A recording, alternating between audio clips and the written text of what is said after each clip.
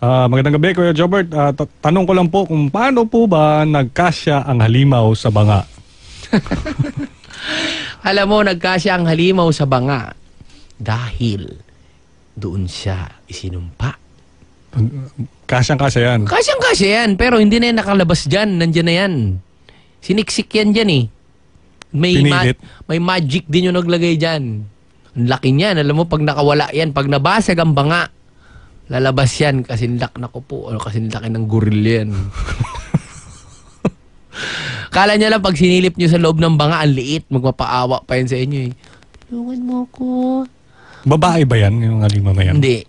Parang nakakatakot pero ang boses niyan mga cute. Parang boses babae? Oo, parang cute lang yung cute. Kuya, tulungan niyo ako. Kakaawa, no? Parang cute na cute. Parang stop toy. Pakibasag naman to. Gusto basagin. Dapat mas basagin. Kasi, pag sabi kasi binasag, bag! Gutom na ako. Kainin ka na. Wala na. Kainin ka niyan. Mga sumpa yan eh. Totoo ba na yun? Kala ko parang... Meron kaya doon sa kapitbahay namin yan. Banga? Banga. Meron. Anong laki ng banga? Parang yung... basta parang drum. Drum. Maliit yung butas. Pag sinilip mo, may sisilip din sa'yo. Ang katakot. Mga ganun, no? Parang kumakanta naman. Kaya, nagpa-cute nga. Buksan mo ang... Basta. Basta, hindi naman ako naniniwala sa mga ganyan eh. Uy, ewan ko lang ha. Teka. Tingnan ko, kung meron dito. Absolutely nothing. Hindi siya totoo. Hindi. Alam mo naman itong libron to, ha? Kwento-kwento lang. Kwento. Everything that is said about the monster inside the jar is not true. They are just chismes. Panakot yan eh. Panakot yan, no? Ba't kaya nagsimulang maging pati yung banga? Kailangan... lagyan ng panakot. Kung ano-ano alam mo ng mga Pilipino, huwag ka pupunta dyan. Pag tumawid yung mga pusang itim, mamamatay ka. Pati banga? Pag nakita yung anino mo na walang ulo, mamamatay ka. Pag nanaginip ka na wala kang ipin, magugutom ka. Pag nakita kang kilikili mo walang buhok, bakla ka. Hindi naman. Hindi, sabi nga ng panaginip. Bakit wala bang buhok? Pag ang mata mo walang kilay, si Winfred ka. Ano? Sino? Ang bata. Ang pare ko dati na kasi na parang nasabugan ng fountain sa mata. Bata.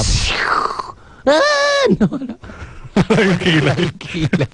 Ang hapad ng noo hanggang mata. Ang pangit pala ng tao pag walang kilay. Oo. Grabe. Parang alien yung mukha mo niya. Puro noo. Tsaka pag pinapawisan, pikit ng pikit.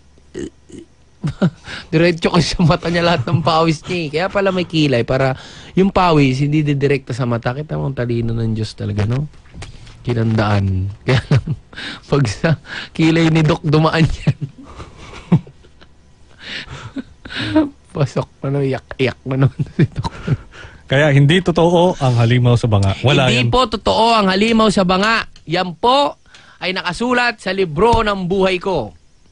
Ito po ay susugal ko ang lahat para patunayan sa inyo. Lahat nandito eh. Palibalik ka rin naman natin. Wala talaga dito. Salamat wala yung partner ko rito na English major eh. Magaling daw yan si Doc. Magaling. Meron po kong, baka lang po mga susunod na araw, meron po ko rito special guest. He is well known in the English literature world. Abangan yan. Magaling talaga. Hindi nakakaintindi lang. Pag hindi fluent English, pare. No. Ay, pwede mo kausapin yun. Kaya mo. Oo, pero kailangan minsan may caller. Minsan kailangan yung may experience ulit. Kasama kong nagsulat yan.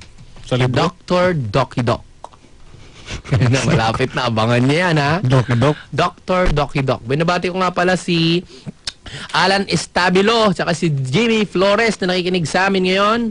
Si Tiny, Tiny hi. At saka yung Utol Jeff niya. Brad, yung t-shirt ko, Ate Chan sa chat room. Magandang happy listening po. Doc Sam Kim, babes. Doc, handa mo ng training mo. English skills.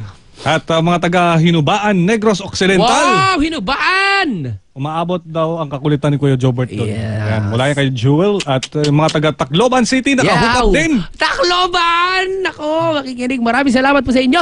Lalong-lalo na yung mga taga-Bethany Hospital, lagi nakikinig daw. Ay, Bethany Hospital. Mga pasyente po dyan, pakitingnan, baka wala na laman yung dextrose. Makalimutan nyo kakatawa.